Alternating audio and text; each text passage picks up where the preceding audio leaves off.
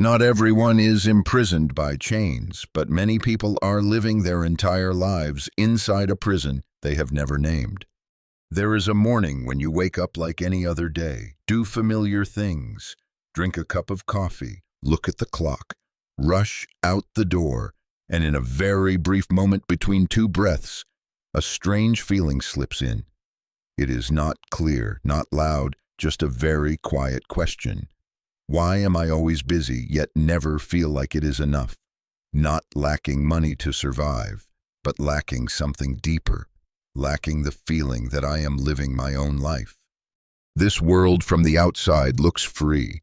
You can go where you want, say what you like, choose your job, choose your partner, choose how to live. No one stands in front of your door with a gun. There are no barbed wire fences, there are no guards. But if everything is so free, why do so many people still feel trapped? Why do millions of people wake up every day with exhaustion even before the day has begun? Why do some dreams slowly die in silence? Not because of failure, but because there is no longer room to breathe.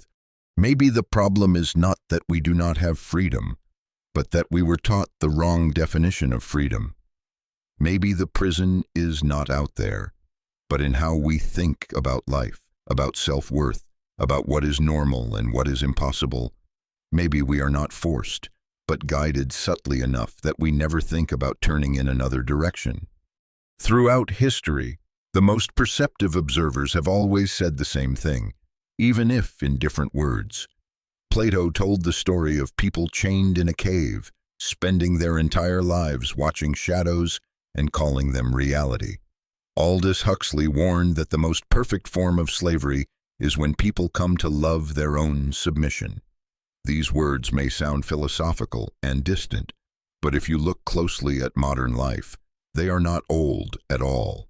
They are present in every small habit, every seemingly harmless choice, everything we do without remembering why we started. We are born without a map, but very early on, the world hands us a ready-made map and says that this is the only path. Study according to the standard, behave properly, try not to be too different, do not ask uncomfortable questions, do not slow down when everyone else is running. Gradually, we learn how to fit in, and we call that fitting in maturity. We learn how to hide the parts that do not fit, and we call that wisdom. No one tells us directly, this is a system that needs you to be exhausted in order to exist. But that system still operates very well. It rewards obedience, punishes deviation, and is especially skilled at making you believe that everything you are experiencing is your own fault. If you are burned out, it is because you did not try hard enough. If you are anxious, it is because you are not good at managing your emotions. If you are disappointed, it is because your expectations were wrong. In this way, the question is never asked about the very structure that created all of these states. There is a great paradox in modern life.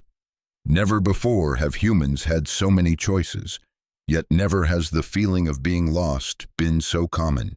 Never before have we been connected to so many people, yet loneliness continues to spread. Never before has comfort been so abundant, yet inner peace has become so rare. These paradoxes are not accidental. They are signs of something deeper operating beneath the surface. If you observe carefully, you will see many people no longer asking the question, how do I want to live, but only asking, how do I keep up? Keep up with the pace, keep up with the standards, keep up with the image of success displayed everywhere. And in that race, very few people stop to ask, who created this race, and why do I believe I have to run? The most subtle form of enslavement is not when someone takes away your freedom, but when you have never thought that freedom could look different. When you believe that exhaustion is normal. When you believe that anxiety is the price of living. When you believe you must trade inner peace for external security. At that point, no one needs to guard you. You will guard yourself. Shrink your dreams, and stay silent in front of the biggest question of your life. This story is not meant to accuse society, nor to look for a specific enemy. It begins with something much simpler: observation, observing how we live, how we think, how we accept things we never chose. It begins with daring to admit that many things we call life may in fact just be a script repeated long enough to feel familiar. And if that is true, then the question is no longer who is imprisoning us, but why do we stay there? The answer is not in some distant place. It is very close, in the invisible layers of education, habits, beliefs, and identity that we have carried since very early on. From here, the story will go deeper, not to frighten you, but to clarify. Because only when we see clearly do we have the chance to choose differently. And every real change begins in the moment we dare to look directly at the things we once took for granted. There is no moment in our lives called the moment we began to be controlled. Everything happens slowly, almost invisibly, like water seeping into the ground. By the time we realize it, it is too late to remember where it began, but if we trace the current back a little, we will see that the first prison appeared very early, even before we knew how to name it. From a very young age, we step into a space called education. It sounds beautiful and proper. Everyone says it is the path to the future, to knowledge, to freedom, but few people ask a simpler question: what is this education designed for, and for whom? Children come to school with open imagination, thousands of questions in their minds, a natural curiosity about the world. Then very quickly, they learn that there are questions that should not be asked, answers that must be memorized, ways of thinking that are praised, and ways of thinking that should be hidden. No one calls this control. They call it discipline, standards, something necessary to fit in. Children learn to sit still for hours, learn to wait for permission to speak, learn to follow instructions instead of exploring on their own. Those who fit the mold are rewarded. Those who are different are corrected. Slowly, an unspoken message forms: to be safe, to be accepted. We need to be like everyone else. As we grow a little older, the path becomes clearer. Study well to get a degree to get a job to earn money to survive.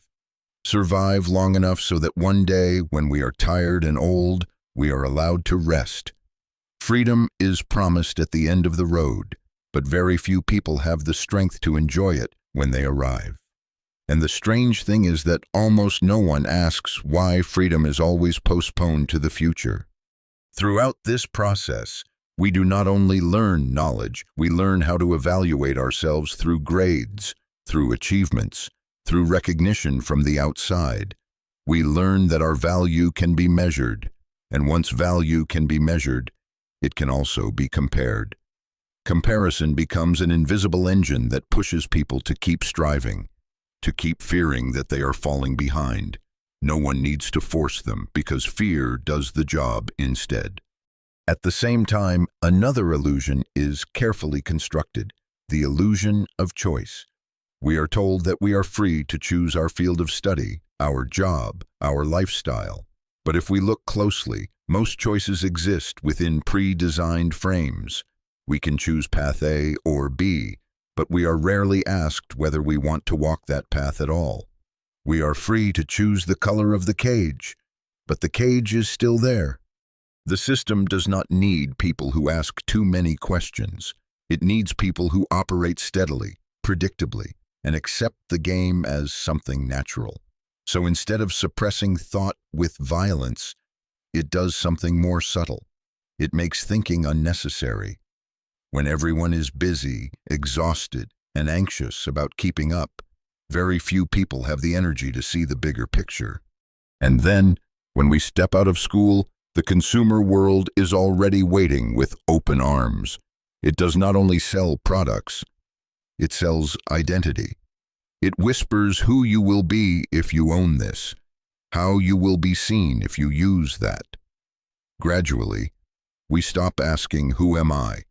and start asking, "What image should I become to be accepted?" The emptiness inside is filled with external things, but the feeling of lack never disappears. What is striking is that all of this happens without force. There is no hand on your shoulder telling you live this way. But there are thousands of small signals every day reminding you that deviating from the path is dangerous, that being different is risky, that slowing down is failure. And so people adjust themselves, cut away the parts that do not fit, learn to stay silent in front of the biggest questions. Over time, control no longer stays outside. It becomes internalized. We monitor ourselves, judge ourselves, push ourselves even when no one is watching. We overwork not because someone forces us, but because we fear being left behind. We follow standards not because we believe they are right, but because we do not want to stand alone. That is when the prison reaches its most perfect form, when the one imprisoned is also the one holding the key. There is one thing rarely said. A person who is too busy to think is a person who is very easy to control. When all energy is used just to maintain life, there is no space left to question its meaning. And when the question is never asked, everything continues as it always has, year after year, generation after generation. The deeper part of this story is not about money or power, but about how people learn to see themselves. When self-worth is tightly bound to productivity and achievement, people become tools of the very system they serve. They do not need to be threatened, because fear of failure is strong enough. They do not need to be watched, because they watch themselves every day. And if we stop here, we might think this is simply how the world works, that it cannot be different. But the story does not end here, because beneath the layers of education and social patterns, there is an even deeper level, where people are not only guided in their actions, but in how they define themselves and their desires. When people become accustomed to following a set path, the system no longer needs to push. It only needs to give them something to believe they are choosing for themselves.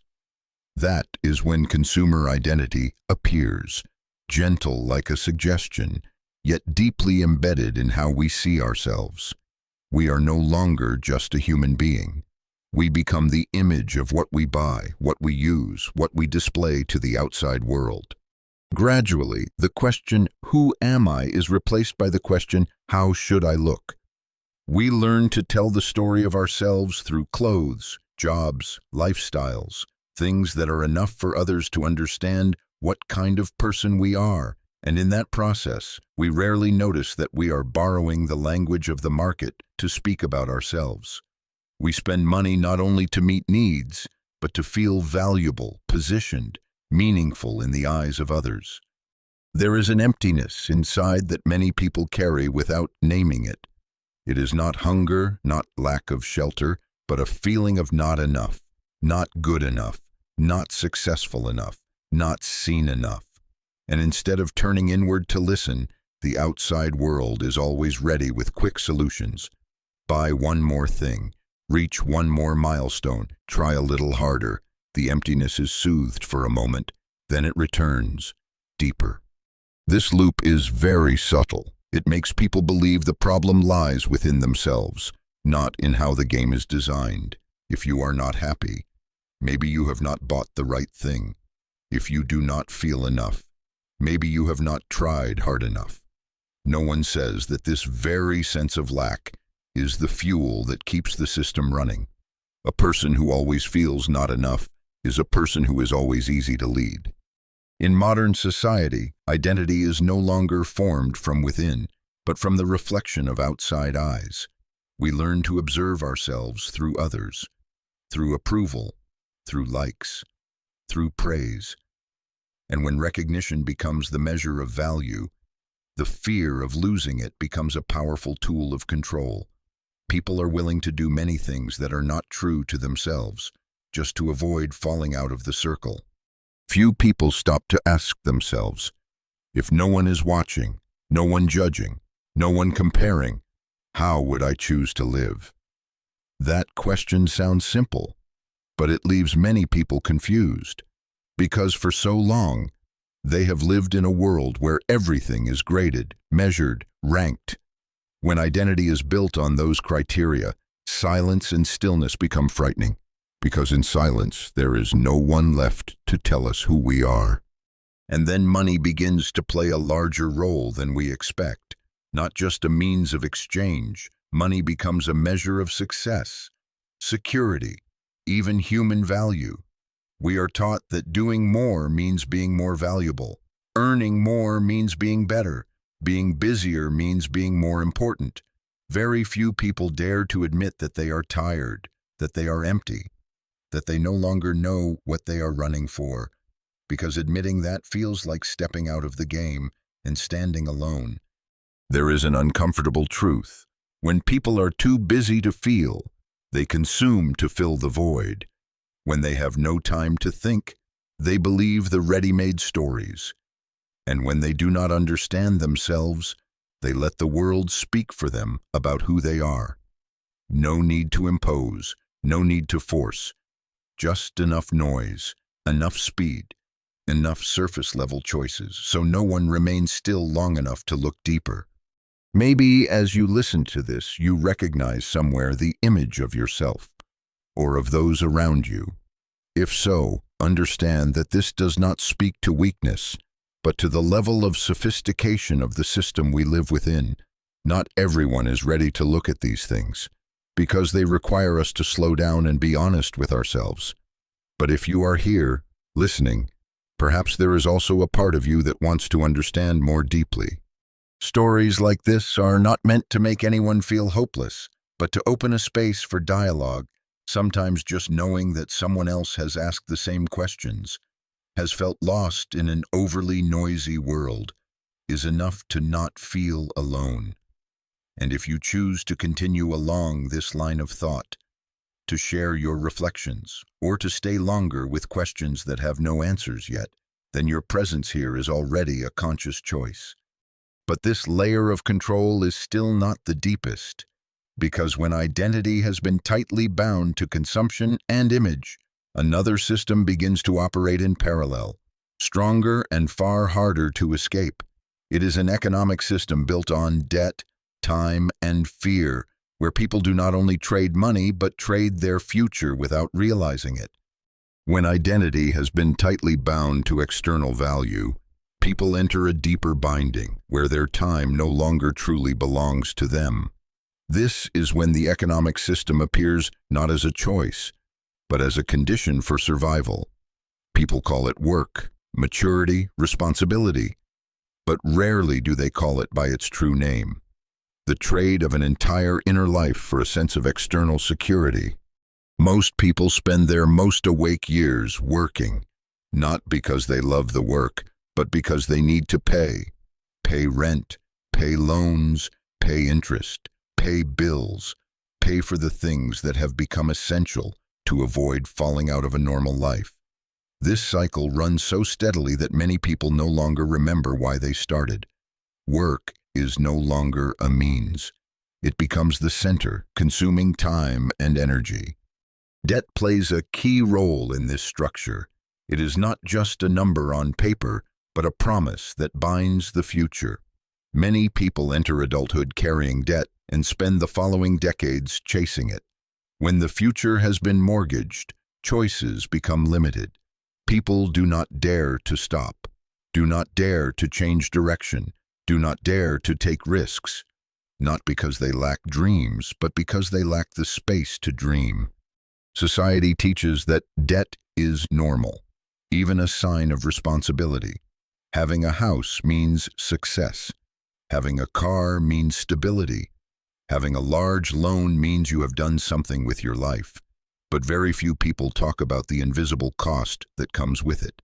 It is long-lasting tension, a constant undercurrent of worry, a feeling of always having to run faster to avoid falling. When debt becomes the foundation of life, freedom becomes only an abstract concept. What is striking is that this system does not need force. No one holds a whip to make you work more. Fear does that. Fear of falling behind, fear of not having enough money, fear of losing your place, fear of not meeting expectations. People push themselves to exhaustion and call it effort. They sacrifice stillness, presence, even mental health, to meet standards they never helped create. When all energy is used just to maintain life, there is no space left to question its meaning. A person too tired to think is a person very easy to guide. Time, the most precious resource, is worn down day by work, commuting, responsibilities, and repetitive worries. It is no coincidence that many people only begin to ask questions when their bodies speak through burnout or deep withdrawal. In this world, busyness is praised as a virtue. The busier you are, the more important you seem. The less time you have, the more successful you appear. But constant busyness is also a form of numbness. It prevents people from touching the deeper layers within, where difficult questions wait. It keeps the mind on the surface, always reacting, always chasing the next task. And then, even the rare moments called rest are not truly rest. Weekends become times to consume, shop, entertain, fill the emptiness with noise. Not because people do not want stillness, but because they have forgotten what stillness feels like. Silence becomes uncomfortable when we have never learned how to be alone with ourselves. This economic system works best when people no longer have time to realize what they are trading away, when they believe exhaustion is the price of living, and that there is no other way. But beneath it all lies a rarely spoken truth.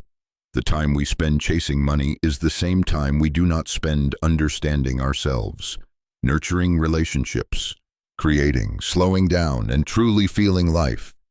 And when people have no time to look inward, they turn to something else for relief. That is when another layer of control quietly appears, not through work or debt, but through entertainment, information, and the constant fragmentation of attention. When time has been drained and mental energy becomes fragile, people naturally turn to things that help them forget that sense of emptiness.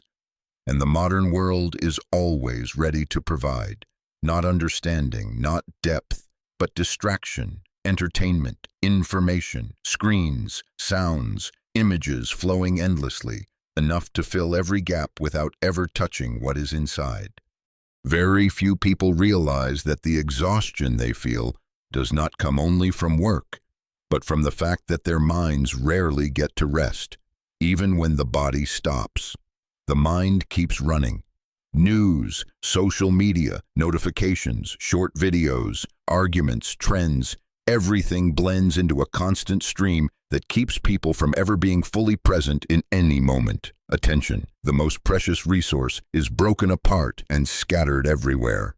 This world does not lack information. It lacks meaning. People know many things happening everywhere, yet do not clearly understand what is happening inside themselves. And when meaning is not nourished, the mind clings to anything that offers a sense of belonging. A group, a viewpoint, a belief, a collective story strong enough to make them feel they stand on some side. From there, herd identity forms. We are this side, not that side. We believe this, oppose that. Labels become the fastest way to define who we are without having to dig deeper. They bring a sense of safety because when standing in a group, we do not have to think too much on our own. The group will think for us. The group will react for us. The group will tell us what to be angry about, what to fear, what to hate. The problem is not that humans need community. The problem is when personal identity dissolves completely into collective identity. Independent thinking slowly disappears. At that point, people no longer respond from awareness, but react from emotion. All it takes is a story told the right way, an image stimulating enough, a message repeated enough times, and the reaction appears almost automatically. In that state, people are very easy to guide without ever feeling controlled. They believe their reactions are natural, justified, correct, but they rarely stop to ask, where did this emotion come from? When was this belief formed? And who benefits from me thinking this way? Without pauses, without observation, the mind becomes fertile ground for any story planted into it. Entertainment also plays an important role in this process, not because entertainment is bad, but because of how it is used. When entertainment becomes a way to escape emptiness, it slowly replaces the ability to face oneself. Every time we feel tired, sad, lost, we open a screen. Every time there is silence, we rush to fill it, and gradually, stillness becomes something that makes us uneasy. There is something very subtle here. A person who is not familiar with stillness will fear being alone with their own thoughts, and a person who fears stillness will do everything possible to avoid it.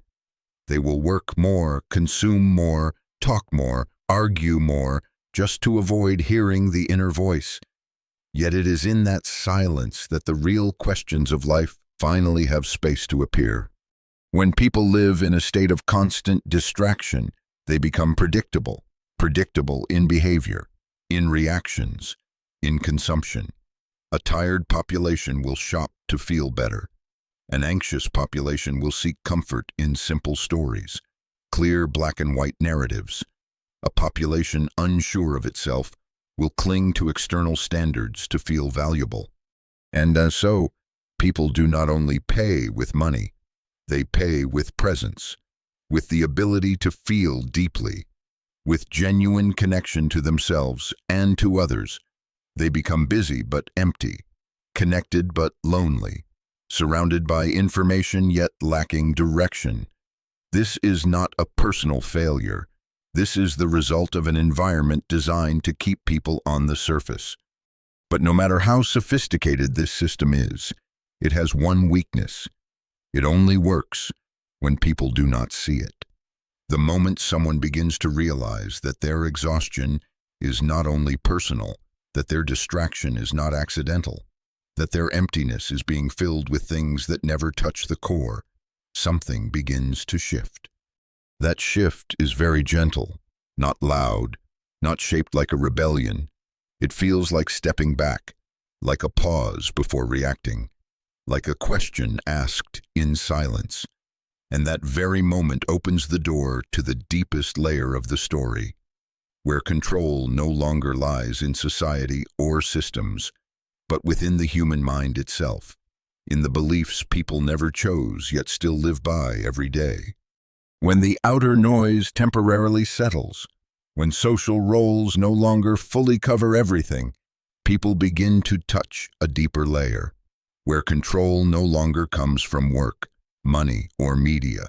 It comes from their own minds, from beliefs, fears, and inner stories formed so long ago that they no longer remember they were not originally theirs. Most of what we believe about ourselves was built before we were capable of questioning it. We learn to see the world through the eyes of family, school, culture, community. We absorb messages very early: who is loved, who is left behind, what is safe, what is dangerous, what success looks like, how shameful failure is. No one asked whether we agreed with these definitions. They were repeated long enough to become truth in our minds. As adults, we call these beliefs personality. This is just who I am. But many of them are not essence. They are adaptation. We learned how to be more acceptable, less troublesome, less different. We learned to doubt our inner voice and trust external standards. And at some point, that doubt became automatic. We no longer need anyone to tell us we are not good enough because we do it ourselves every day. This is when the prison reaches its deepest level. No laws, no force, no surveillance needed. People limit themselves through familiar thoughts. I am not good at this. I do not belong there. I do not have the right to want more. These sentences sound humble, realistic, but they are invisible fences keeping people exactly where the system needs them to stay. Fear plays a central role in this structure. Fear of being judged, fear of rejection, fear of making mistakes, fear of failure, fear of change, fear of losing what we have, even when what we have does not make us happy. Fear is not always loud. Most of the time, it whispers, and because it whispers, we mistake it for the voice of reason. Society calls this obedience, maturity, reality, being sensible, but the cost is immense. People gradually lose connection with their intuition. They no longer trust their deeper feelings. Because they do not fit the mold, they learn to live fine instead of living true. And fine becomes a box safe enough to stay in, but too small to breathe. Another paradox appears here. What people often fear most is not failure, but their own potential, because potential comes with responsibility. When we realize we have the ability to choose, we must also face the choices we did not make in the past. Awareness does not only bring freedom, it also brings the pain of honesty. And not everyone is ready to cross that threshold. So many people choose to continue living inside familiar stories, even when those stories make them shrink. They protect limiting beliefs as if they were identity, because if they let them go, they do not know who they would be. The familiar, even when painful, feels safer than the unknown. And so people keep calling that programming fate, calling reflexes personality, calling repetition life. But there are rare moments when a crack appears. It may be deep exhaustion, a relationship breaking apart, a sense of emptiness that cannot be filled by consumption or achievement. In those moments, the old question returns, but this time more clearly. If everything I believe is not entirely mine, then who am I really? This question is not comfortable. It does not bring immediate answers, but it marks a turning point. For the first time, people stop only reacting to life and begin to observe it, observing their thoughts, observing their fears, observing beliefs once taken for granted. And in that observation, a small distance forms between the observer and what is being observed. That distance is the opening of freedom. When you see a belief instead of being driven by it, you are no longer completely controlled by it. When you recognize fear, not as truth, its power begins to weaken, not because you eliminate it, but because you no longer identify with it. You are no longer that fear. This is something very few systems can reach, because a person who begins to observe their own mind is no longer fully predictable. They do not react immediately. They do not chase every external signal. They have the ability to pause, and in that pause, real choice finally has space to appear. But the story does not end here, because recognizing the inner prison is only the first step. A larger question still waits ahead. If the deepest captivity is internal, then what can truly break it? And is there another way of being where people no longer live to comply, to prove, to escape, but live from a quieter and freer place within? When a person has seen the prison within themselves, the strangest thing is not anger, but silence. There is no one left to blame, no system that must be overthrown immediately. There is only a very clear realization that most of the chains that once controlled us existed because we had never truly looked at them. And that moment, fragile as it is enough to change the entire direction of our inner life. Freedom does not arrive like a loud explosion. It does not come with a sense of victory or triumph over anyone. It comes very gently, like a deep breath after years of holding it without knowing. It is when you begin to realize that you do not need to react to everything. You do not need to prove your worth. You do not need to carry the gaze of the whole world on your shoulders. The things that once made you tense suddenly feel a little farther away, as if they no longer strike the core of who you are. When awareness goes deep enough, a subtle shift happens in the way you see life. Work is no longer the place where you deposit your entire sense of worth. Money is no longer the only measure of safety. Comparison is no longer a natural reflex. You begin to feel the boundary between what you truly need and what you were taught to want. And in that space, for the first time in a long while, you hear your own voice again. That voice is not loud. It does not urge you to be great or extraordinary. It is simply honest. It tells you when you are tired, when you are drifting away from yourself, when you are living to please others. And instead of judging you, it invites you back to the real sensations in your body, back to what makes you feel alive, not just existent. From there, the ropes that once bound you begin to loosen, not because the world has changed, but because the way you relate to the world has changed. External judgments no longer carry the same power, not because they disappear, but because you no longer use them to define yourself. You can listen without being pulled away. You can stand in a space full of expectations and still keep inner quiet. There is a kind of freedom that very few people talk about. It is freedom that does not need recognition, freedom that does not need to be understood, freedom that does not need to be proven through grand actions. It shows up in small but honest choices. The courage to rest when you are tired, the courage to say no when your heart does not agree, the courage to slow down in a world that always pushes you to go faster, the courage to be with yourself without filling the space with noise. When a person is no longer driven by the fear of being judged, they become very difficult to control, not because they resist, but because they no longer play by invisible rules. Advertising no longer easily makes them feel lacking. Divisive stories no longer easily provoke them. Rigid standards no longer define their worth. They do not need to withdraw from the world, but they are no longer dissolved into it. Inner peace is not a state that is always pleasant. It does not erase sadness or difficulty, but it offers an inner anchor, a place where you can stand even when life shakes. From that anchor, you no longer live in reaction, but in presence. No longer running to escape, but walking with awareness of each choice you are making. And the most beautiful part is that this kind of freedom does not need to wait for some future day. It does not depend on how much money you have, what position you hold, or how many people recognize you. It begins in the moment you see yourself a little more clearly than yesterday, when you realize that you are not the programmed beliefs, not the assigned roles, not the expectations you once carried on your shoulders. When people begin to live from that place, the outside world seems to slow down. Everything still happens, but it no longer sweeps them away. They can participate without losing themselves. They can love without abandoning who they are.